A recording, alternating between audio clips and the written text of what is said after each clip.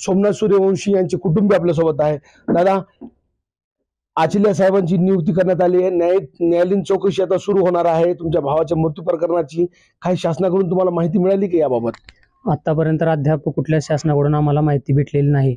मीडियावरती ऐकतोय की जे सेवानिवृत्त न्यायाधीश आहेत VL आचलिया यांची न्यायालयीन चौकशीसाठी नियुक्ती करण्यात आलेली आहे, असं मीडियावरती चर्चा चालू आहे. खरं तर अद्याप ते या ठिकाणी आले नाही, मात्र आता काही दिवसापासून त्याची खरं तर एकूण तपास सुरू होणार आहे. काय वाटतं तुम्हाला, कसं तुमचं कसं त्यांच्या सहकार्य असणार आहे?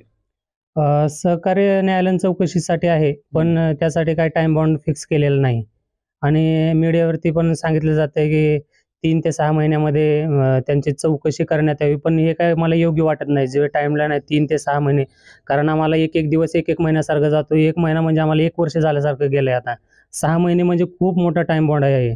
तुमची काय भावना आहे, किती दिवसात एकूणच या समितीनं तपास करावं? मला वाटतं 1 ते 1.5 महिन्यामध्ये, कारण ऑलरेडी 1 महिना तर याने टाइमपास केलेला आहे. कारण 1 महिना गेलाय. आता आम्हाला वाटतं की 1 ते 1.5 महिन्यामध्ये त्यांची चौकशी झाली पाहिजे सर्वांची. आणि मला 1 ते 1.5 महिना हा योग्य वाटतोय, कारण 6 महिने किंवा 3 महिने किंवा 1 वर्ष हे काही योग्य नाही. 1 ते 1.5 महिन्यामध्ये पूर्ण तपास होऊन जावा असं तुम्हाला वाटतं? हो, होऊन जावा असं वाटतंय तपास. कारण पोलिसांनी ज्यावेळेस माझ्या भावाला अटक केलं सोमनाथला, त्यावेळेस त्यांनी असा विचार केला नाही की आपण 6 महिन्यानंतर बघू, 3 महिन्यानंतर बघू. त्यांनी ताबडतोब त्याचा जीव घेतलाय. पण 6 महिन्यानंतर आता साहेब म्हणतात की 6 महिन्यापर्यंत आपण चौकशी करू, 3 महिन्यापर्यंत अहवाल सादर करता येईल किंवा 6 महिन्यापर्यंत. हे काय टाइम बाउंड मला योग्य वाटत नाही, कारण 1.5 महिना हे ठीक आहे, 1 ते 1.5 महिना जास्तीत जास्त. सोमनाथ सूर्यवंशी यांची आई देखील आपल्यासोबत आहे. माय, सातत्याने तुम्ही मागणी करत होता की याची सखोल चौकशी करण्यात यावी, मात्र आता सरकारनं खरं तर समिती गठीत केली आहे. निवृत्त न्यायाधीश आता पूर्ण तपास करणार आहे. काय तुमची आता भावना आहे या प्रकरणावर?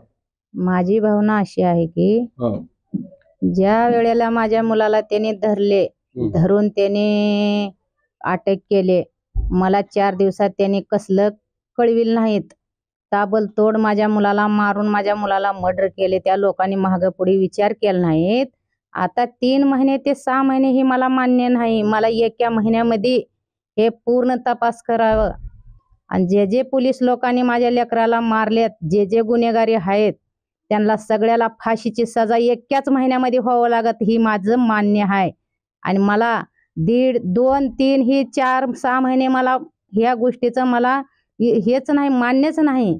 मला 1 दिवस 1 महिना चाललाय. 1 महिना म्हणलं 1 वर्ष गेल्यासारखं मला असे दिवस चालल्यात जड. मला रात्री झोप उडालाय. माझी एकदम अवस्था एकदम बेकार होत चाललाय. ह्याची जबाबदारी आता ह्याला माझी जबाबदारी कोण आहेत उद्या जरी मला काही झालं तर? म्हणून मला हे जे बोलल्यात ना त्या ह्याच्यावरती मीडियावरती मला ती मान्य नाही. 3 महिने आणि 4 महिने ही मान्य नाही. मला 1 महिन्यामध्ये जे जे गुन्हेगारी आहेत त्यांना सगळ्याला अटक करून त्यांना फाशीची शिक्षा व्हायलाच पाहिजे 1 महिन्यामध्ये. टाइम बॉन्ड बाबत काही सरकारशी बोलणं झालं का तुमचं? नाही, आज अद्याप तरी काही टाइम बाउंड बद्दल चर्चा झाली नाही. मला एक म्हणायचं आहे, आता एखाद्या सेलिब्रिटीवरती ज्यावेळेस चाकूने हल्ला होतो त्याच्यावरती क्विक ऍक्शन घेतली जाते, पण ते गोष्ट चांगली आहे, ऍक्शन घेतलीच पाहिजे. कारण न्यायासाठी ऍक्शन सरकारने ताबडतोब घेतली पाहिजे, चांगली गोष्ट आहे. पण चाकूचा हल्ला झाल्यावर तुम्ही क्राईम ब्रँचच्या 15 टीम लगेच ताबडतोब तैनात करताय. इथं तर माझा भाऊ मेलाय, त्याचा जीव घेतलाय. आणि कोण घेतलाय त्याचा जीव? सरकारने घेतलाय.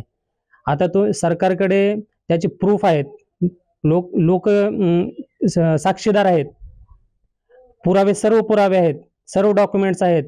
आणि मारेकरी हे इतर कोणी नाहीत, फरार वगैरे कोण नाहीत, सगळे ड्युटीवरती आहेत ते आज.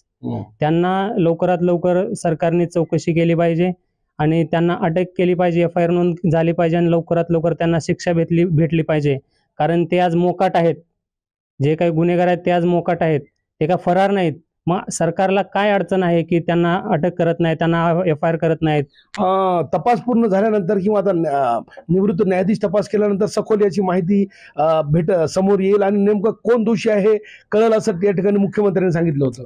आता न्यायाधीश VL आचल्या साहेब यांनी प्रामाणिकपणाने आपली चौकशी केली पाहिजे आणि जे काही गुन्हेगार असतील त्यांना ताबडतोब सखोल चौकशी करून त्यांच्यावरती गुन्हे नोंद केले पाहिजेत आणि त्यांना लवकरात लवकर शिक्षा भेटली पाहिजे, ही माझी त्यांच्या विनंती आहे त्यांना. टाइम बॉन्ड बाबत तुम्ही सातत्यानं नाराजी व्यक्त करतायत. 6 महिने 3 महिने लावू नये. मग काय तुम्हाला वाटते, कशामुळे वाटते तुम्हाला की काम लवकर व्हावं म्हणून हे चौकशीचा? कारण आम्ही आमचं गाव सोडून इथं आलोय. परभणीमध्ये काय राहतोय, कारण माझ्या भावाला न्याय भेटला पाहिजे, आम्हाला न्याय भेटला पाहिजे. आणि 6 महिने म्हणजे हे काही मला टाइम वाटत नाही. 6 महिने आज सांगतील, उद्या 6 वर्ष लावतील हे. कारण माझ्या आईची तब्येत आज खालावत चालली. आमची काळजी कोण घेणार आहे इथं परभणीमध्ये? लवकरात लवकर त्यांनी चौकशी केल्या पाहिजे. त्यांना वाटत असेल ही परभणीत राहायला पाहिजे आणि हे आम्ही राहू ना, जोपर्यंत न्याय भेटत नाही तोपर्यंत आम्ही राहणार आहे परभणीमध्ये आणि न्याय घेऊनच आम्ही परत जाणार आहे. काय जिल्हाधिकारी किंवा पोलीस अधीक्षकांकडून काही बोलणं झालंय का तुमचं? ऐकूनच न्यायालयीन समिती गठीत झाली त्या संदर्भात? नाही, काय कोणीच आमच्याशी चर्चा वगैरे काय केली नाही. आणि स्वागत आहे जे न्यायालयीन चौकशी करण्यासाठी एक सदस्यीय समितीची निवड करण्यात आली. आम्ही त्याचं स्वागत करतो, पण ते लवकरात लवकर झाली पाहिजे. तपास लवकरात लवकर पूर्ण झाली पाहिजे, लवकरात लवकर चौकशा झाली पाहिजे, त्यांना शिक्षा झाली पाहिजे.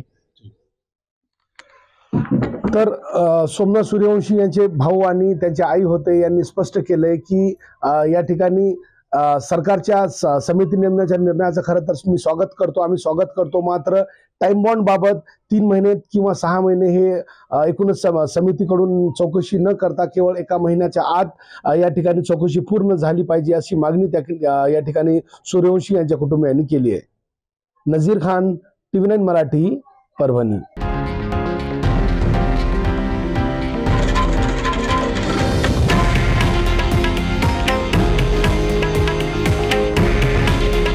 हे आहे देशातील नंबर 1 न्यूज नेटवर्क आणि आपण पाहत आहात TV9 मराठी.